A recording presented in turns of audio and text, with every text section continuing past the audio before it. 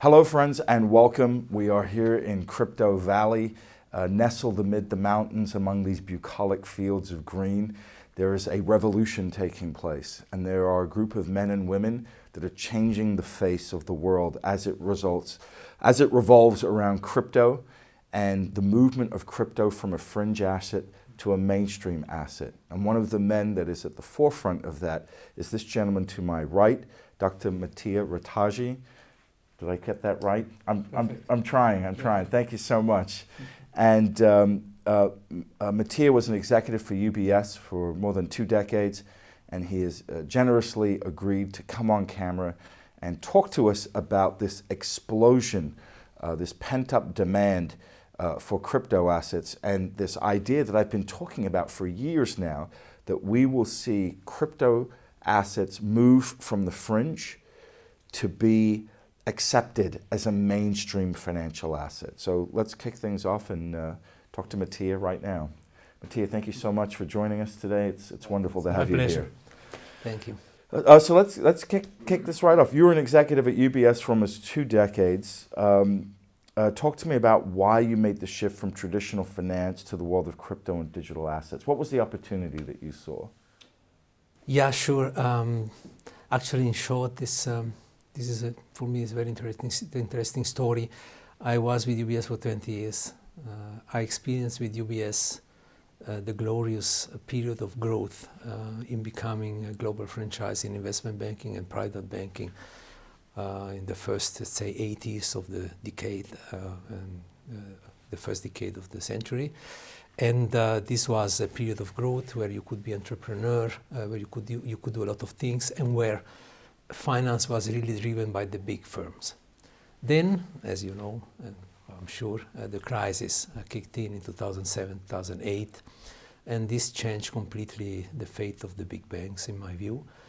It was very interesting for me to spend at least 8 years heading regulatory affairs for the group, sorting out all the dimensions of the crisis. So you were heading up the regulatory affairs as the world was melting. You were right in the middle of that, right? Yeah. Okay. So the subprime crisis, the banking secrecy crisis affecting private banking, the shrinking of the bank, dramatic shrinking of the bank, the regulatory reform, who for the good strangled somehow the big banks. And I say that because it ended up basically in 2013, 14 for me in a situation where I couldn't really be an entrepreneur anymore. Right. So the fun comes when you can do projects, change things, and move things forward. So that point one. Point two, there was a fintech revolution starting, and for me it became very clear that the fintech revolution would have taken place outside the big banks. The big banks would have not played a big role because they are too big and too busy with other issues. From a compliance point of view, they can do very little, and they carry an IT legacy and all sort of stuff. So I began to follow this fintech revolution, and I realized that I would have to move out, to become an entrepreneur again. Then, third point, I was happening to live in Zug. Right. Since 99. Which is the epicenter of this growth of this asset class. Yeah, so for me it was quite easy or quite difficult not to get involved in that movement. Mm-hmm. So I began to follow what was happening with the early Bitcoin adopter that came here. Right. For a series of reasons. Then it was the turn of Vitalik Buterin establishing the foundation in 2014. Right, so Vitalik Buterin establishing the Ethereum Foundation. Right, yeah. In 2014. The Ethereum is a coin that changed, affected fundamentally the development of the cryptocurrency, because you could issue other cryptocurrencies on the back of it. And then I got involved. I became an advisor. I become involved in the policy work through the Crypto Valley Association, carrying a little bit the spirit of the regulatory spirit that I have in my blood, right? Mm-hmm. For me, it's essential that whatever is being done have a sustainable nature. So we were concerned immediately with the IC wipe and the problem that this could create. So we did some policy job, some regulatory policy job to make things more sustainable, a job that continues. And then I started some sizable projects as well at the side with other people that were like-minded like me. And one of these projects, for instance, is the first crypto bank that I co-founded with other people. Then I got involved in other substantial. Well, we're going to talk more about that in one second. You know, other UBS and former banking executives have started to follow your lead, and they're now aiding in the crypto infrastructure build-out. And you mentioned that last year Switzerland made history. They awarded a banking license to the world's first crypto banks, and you co-founded one of these banks, SEBA. So talk to me about that. Do you think SEBA and crypto banks are going to transform the financial sector, and why? Yes, I think SEBA is a very good example of this transformation, particularly as it applied to crypto, to the crypto asset class. As I said, there is a broader digital transformation going on in the financial sector, which is less prominent, maybe not so complete, but is very important. So it affects, service payment providers, transaction, handling of transaction, back office, all the various dimensions that constitute, the financial activity. Of course, as I said, SEBA is probably the most prominent and complete example of this transformation. And talk to me about how you see the future. Do you think crypto banks will be as common as regular banks? Yes and no, because fundamentally underpinning crypto is a technology, it's a blockchain technology. So I would expect that this technology will get adopted by the financial service providers over time.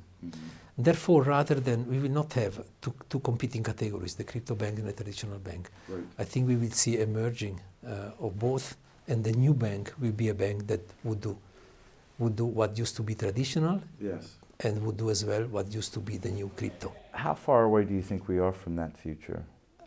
That's a good question. This depends on the rate of adoption of the cryptofinance, which has progressed very well, actually very well in the last 2-3 years, but I don't think that we can expect that it will continue with that pace. So it's very difficult to say, probably 5 to 15 years. Okay. It's a big range. What immediate opportunities do you see for crypto finance in Switzerland right now, and why? Okay, Switzerland obviously is at the forefront of this transformation and adoption, because it has started very earlier, because it was chosen for various reasons as a good jurisdiction. So we have here an ecosystem, crypto ecosystem, which is old, whatever old is in this space, but comparatively old, very deep. So with a lot of experience, and it continued to be promoted also by the authorities in a very consistent way at all levels of the government. So in that sense, it is already very advanced, and it is probably here where you will find the most advanced enterprises in that space. I call this ecosystem the ecosystem 2.0 somehow. Because we have here already crypto banks, we are advanced in integrating. Let's talk a little bit more about that. Yeah.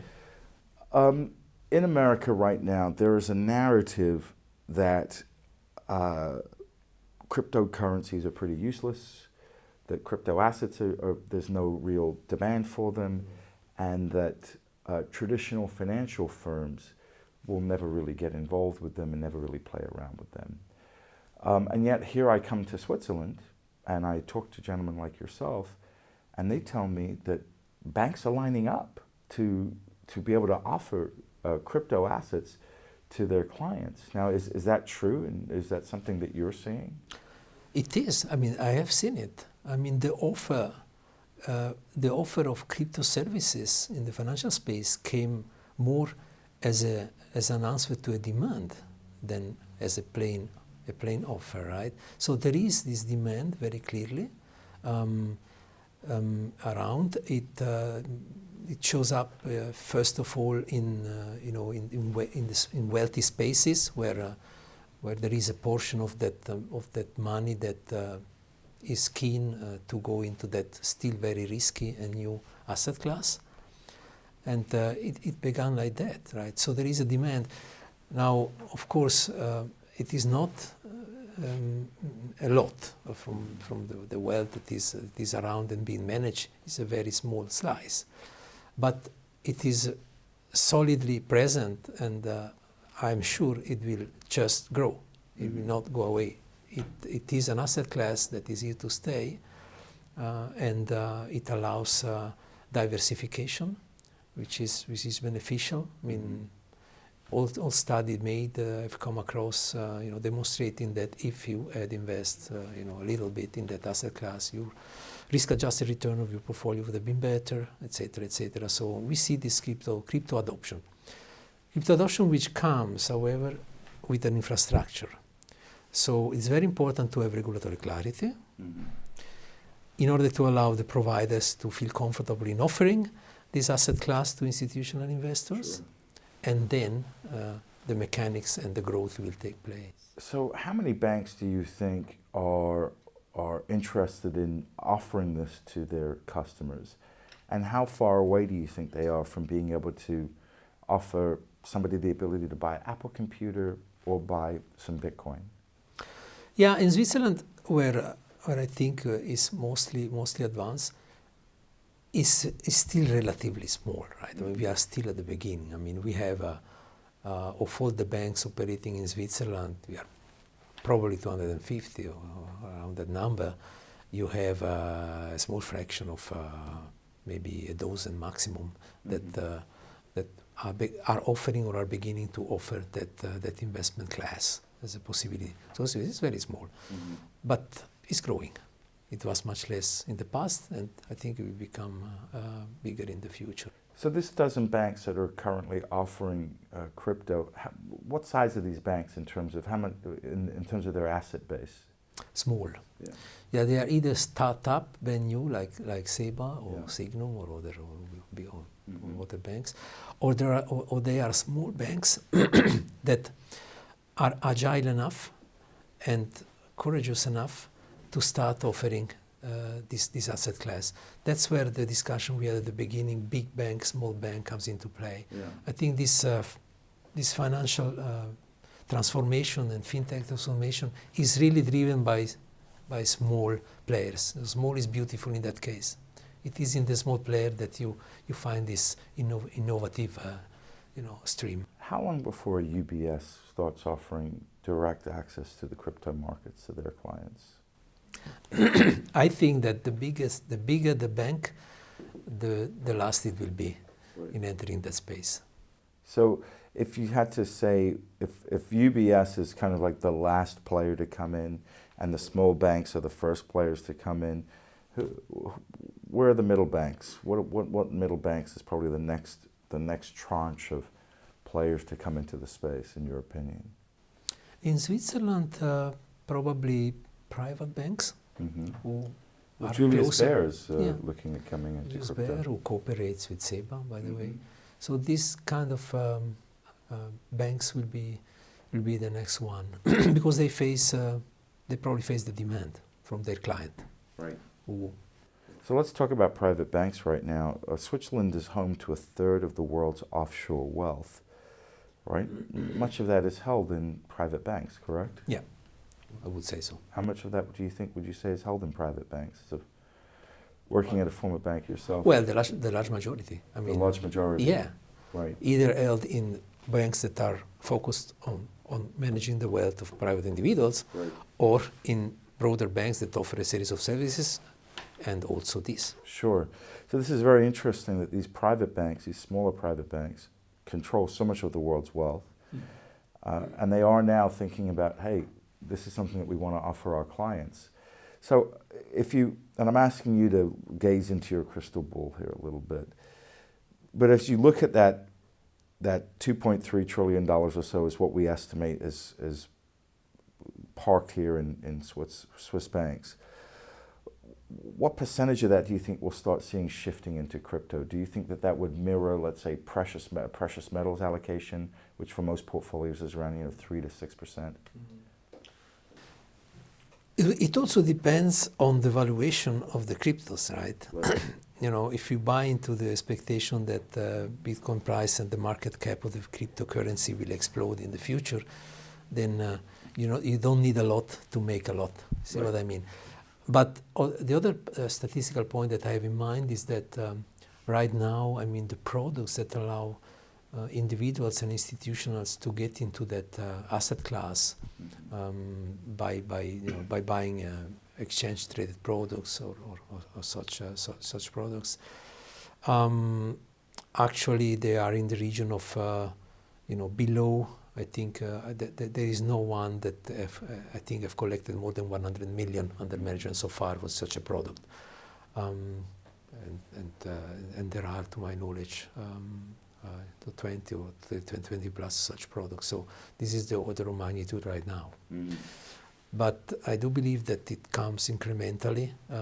The more people feel comfortable, the more the infrastructure allows it, and the more the regulation makes the players comfortable in acting in that space, the more we will see the diversification in that asset class. So again, dusting off your crystal ball, looking you have seen dramatic change in finance over the last 20 years, right? I got involved on Wall Street in 1989, and the difference between Lehman Brothers in 1989 to even Lehman Brothers in 1999 was night and day. Here we are in 2020, and finance has just changed dramatically. So you've seen a lot, and so again, I'm going to ask you to kind of peer into your crystal ball. 3 to 5 years from now, how big an asset class do you think cryptocurrency is? 3 to 5 years, it will be at least 10 times bigger than now. So at least 10 times bigger, which would be, I think we're 250 billion now, so $2.5 trillion? Potentially, yes, with the help of the valuation and a steady adoption, which we hope will continue. Right. So let's talk to me more about that adoption. Where do you see that adoption coming from? Yeah, the adoption, I see things like that. So at the beginning, which is really 3-4 years ago, there was a lot of enthusiasm because it was new. And so people were even overly enthusiastic. And we saw a couple of hypes, if I may say so. So you surely remember the ICO hype, which for the good has gone, because I think it was partially scam in nature.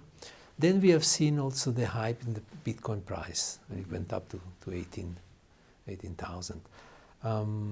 But there was also another hype taking place. It was an hype around cryptofinance, which fueled the enthusiasm of those entrepreneurs that started these projects, like Seba and like others. We knew that. We knew that it would then, come down, and we would face kind of a reality check. And I think this year is the year of where we begin to be very realistic about it. So we are out of the hype now, but at the same time, we are sure that we have some solid basis that will continue to develop at some sort of rhythm. Now here comes the adoption rate. The adoption rate, in my view, depends on a few parameters. First of all, to make this asset class attractive for investment, you are probably better off if the macroeconomic condition remains like that. So you earn basically nothing on your investment right now for macroeconomic condition. If it stays like that, that's certainly favorable for the diversification.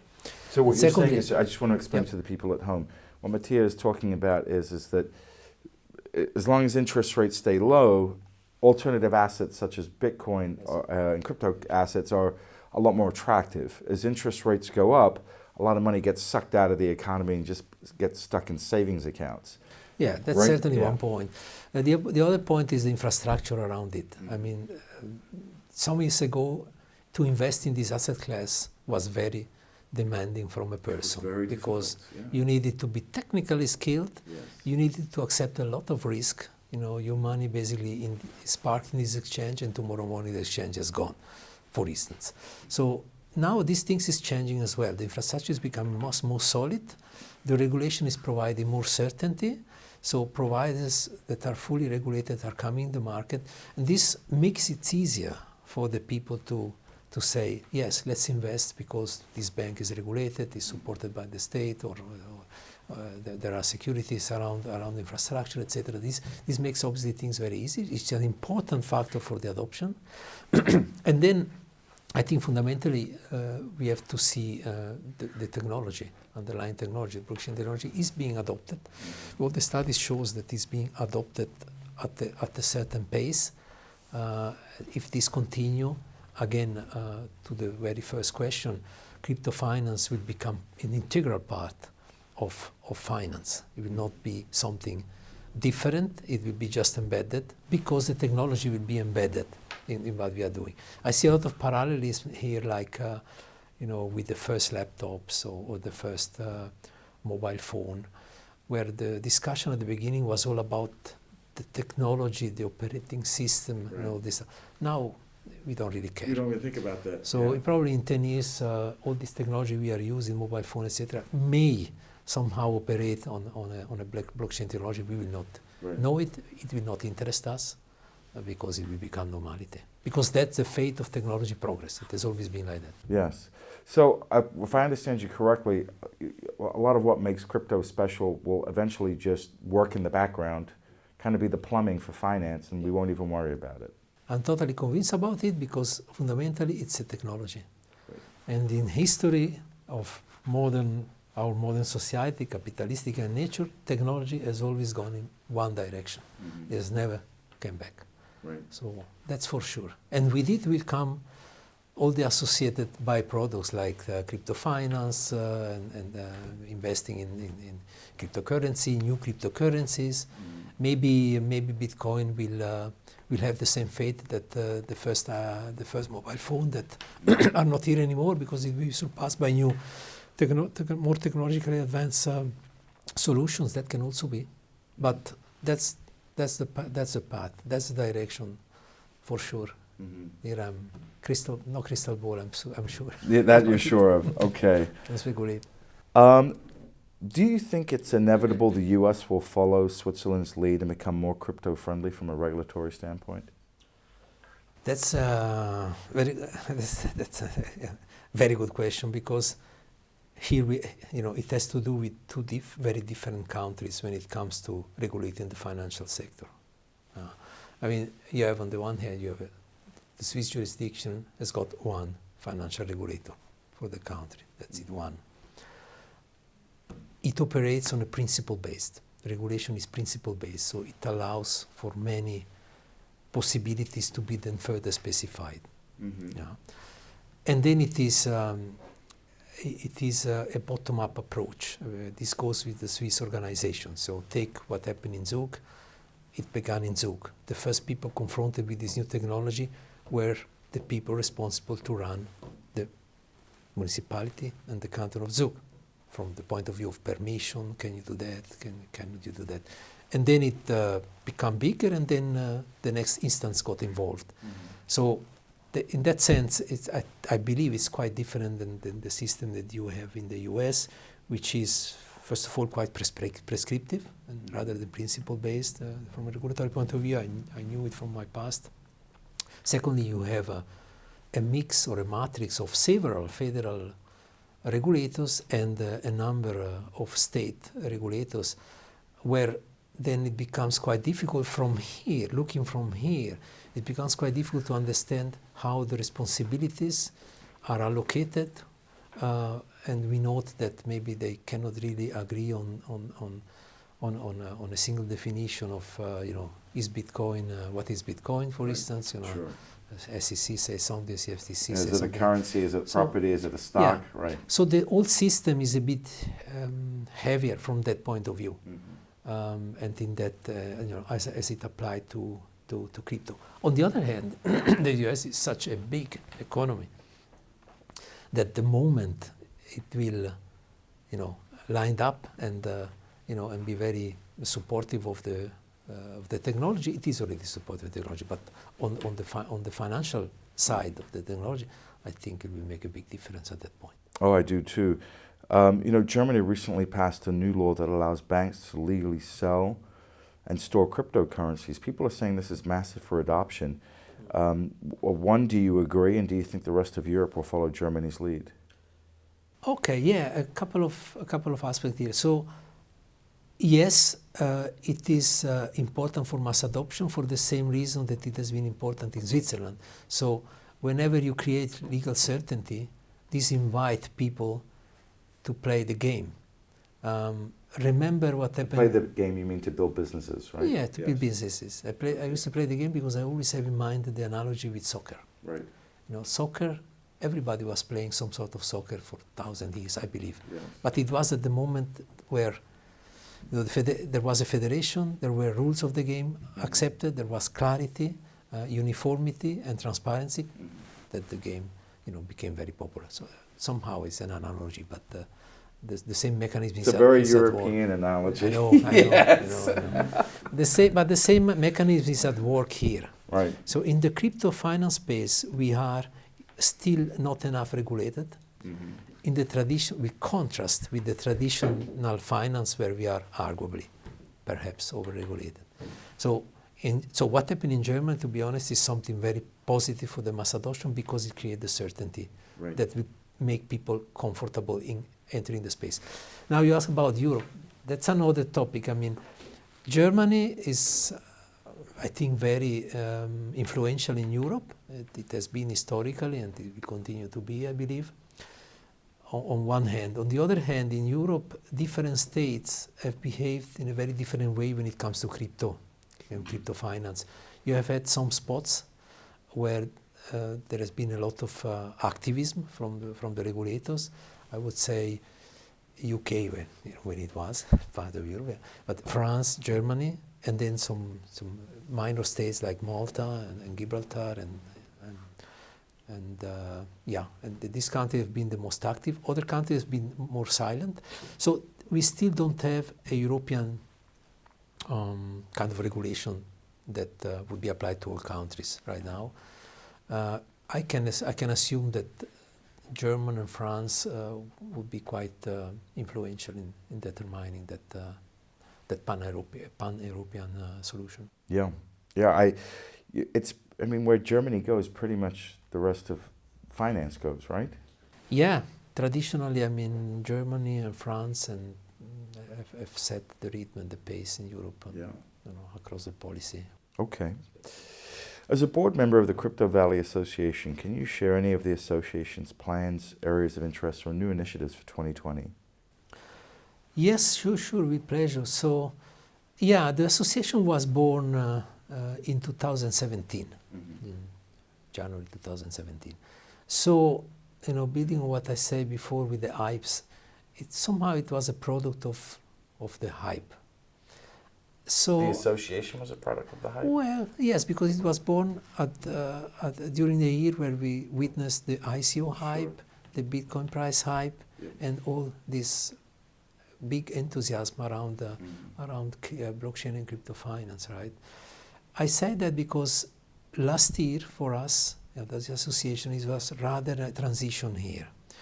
Transitioning from a position of hype and uniqueness of the ecosystem, of the Swiss ecosystem, to a reality that actually is post-hype, more solid, but also with a lot of other places that have developed similar ecosystems, which is good. Mm-hmm.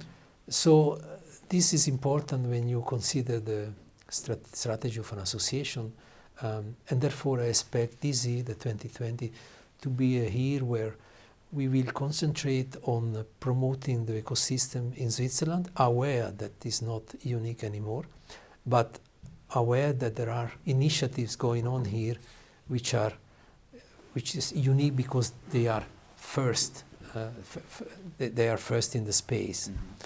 So from that point of view, we will also have again the annual conference in June, which is the flagship event. And I think we are going to structure this event in order to offer to the participants first-hand information around the initiatives that are taking place here. this will hopefully make it very interesting for people to join. Super. Last year, Avenir Suisse, a think tank, released a report urging the Swiss National Bank, the SNB, to start working on a national cryptocurrency.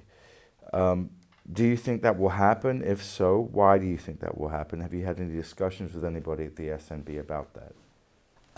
Well, I'm involved in, and I follow very closely this movement. Whenever I hear the topic, I feel that we need first to specify some concepts around it and some dimensions. I mean, you have on the one hand the central bank and the commercial banks and the relationship that they have, and you have on the other hand the commercial banks and the relationship with people like you and me.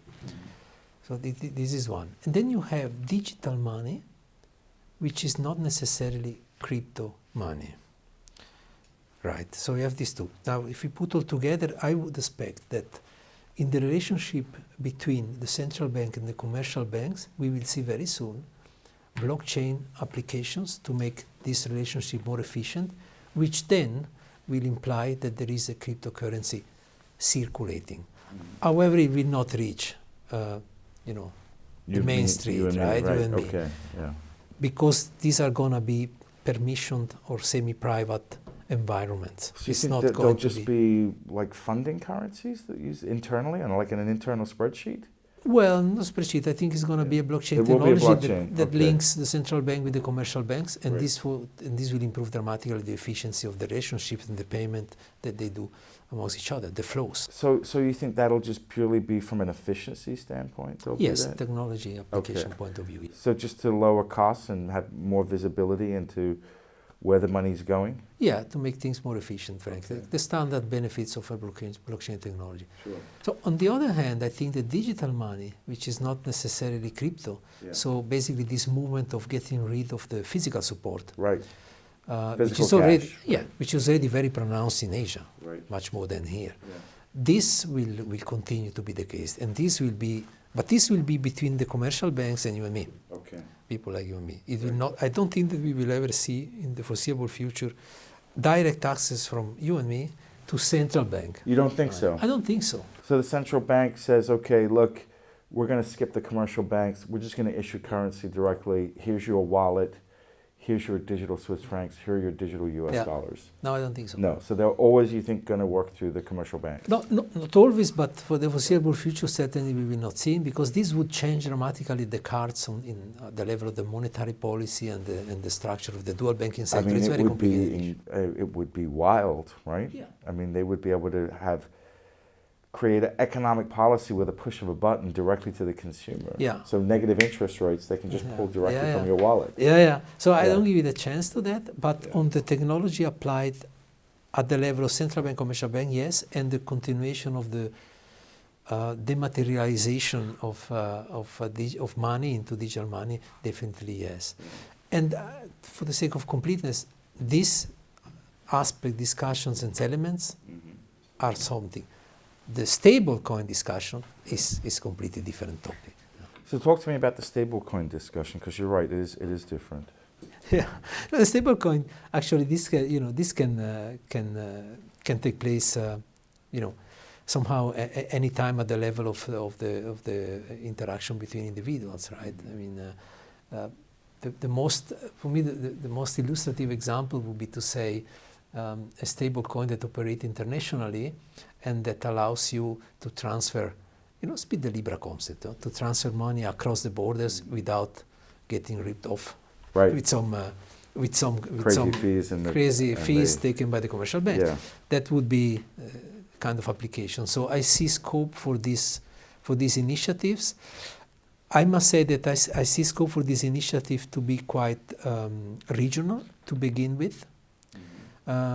We have some projects going on, I know, here in the ecosystem but the regional level, because we have seen how problematic it is to launch such a project at the higher scale of the global scale. I mean, that would have been Libra, right?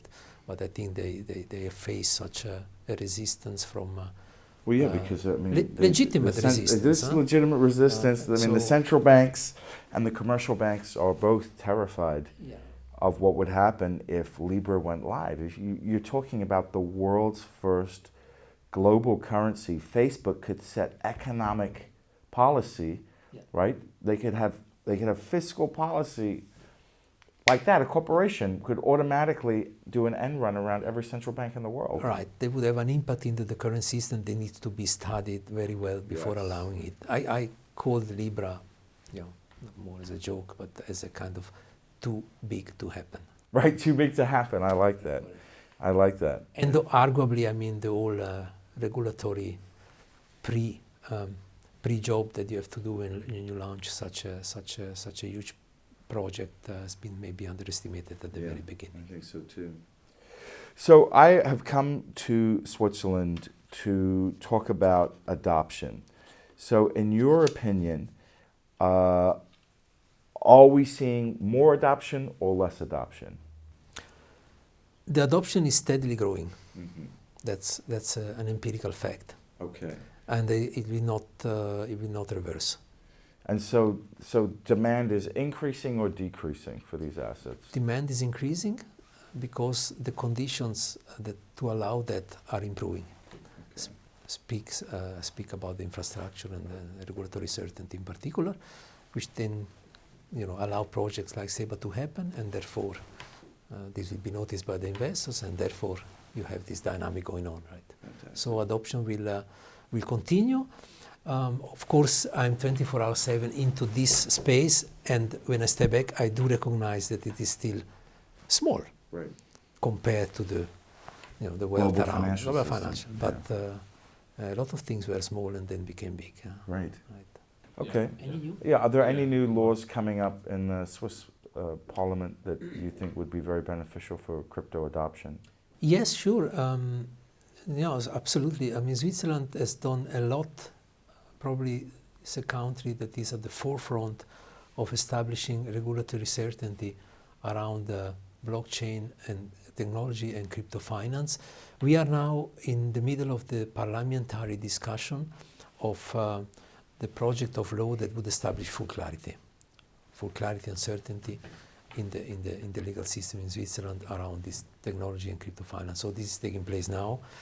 I think when this is done, we are in a fantastic position. This will take place this year, definitely. Maybe. And that will happen this year? Yeah, I'm quite convinced. You mentioned what could I, if I want to talk about something else. I think the question that is also interesting maybe for the audience is to say what is the immediate opportunity from a business perspective or from a user perspective in such an environment. Because also this is important. I think from a user perspective, the first opportunity of crypto is really in the trading area, I believe. Because this is low-hanging fruits. If you have a good infrastructure to trade, you can really go in and benefit from trading this asset class. I think the other user benefit immediately is on the payments and on the custody of your crypto assets. I see the tokenization space as coming probably a little bit later in a second order way somehow, because it requires a fully digitalized value chain somehow. Mm-hmm. After the ICOs 2017-18, then there was this STO, security token offering. I've always thought the STOs were dead on arrival. I've never. Yeah, exactly. They have no liquidity. There's no place to trade them. That's the point. You can't store them. Anytime you buy or I sell, you have to put a regulatory government body in between us. Exactly. That's exactly the point I'm making. Yes. There is a broader infrastructure that needs to be set in place for this to happen, right, beginning with the secondary trading venues. And so this is taking place, and until this is not reality, this very attractive way of financing business will not really happen. Yeah. So that I thought it would be interesting to put forward. And on the other hand, seeing from another angle, of course, here in this ecosystem, that's a fantastic business opportunity. to catch, to produce this still missing infrastructure, like a proper regulated exchange that allows you to trade traditional and crypto instruments at the same time, sure, at the retail level. This is probably something we will see coming, okay, in the next months and years. Next months and years. Okay, terrific. Mattia, I want to thank you so much. It was very nice talking to you. Thank you for visiting this ecosystem, and hopefully you will have other interesting conversation with other peers. Yeah, we're meeting a bunch of people today.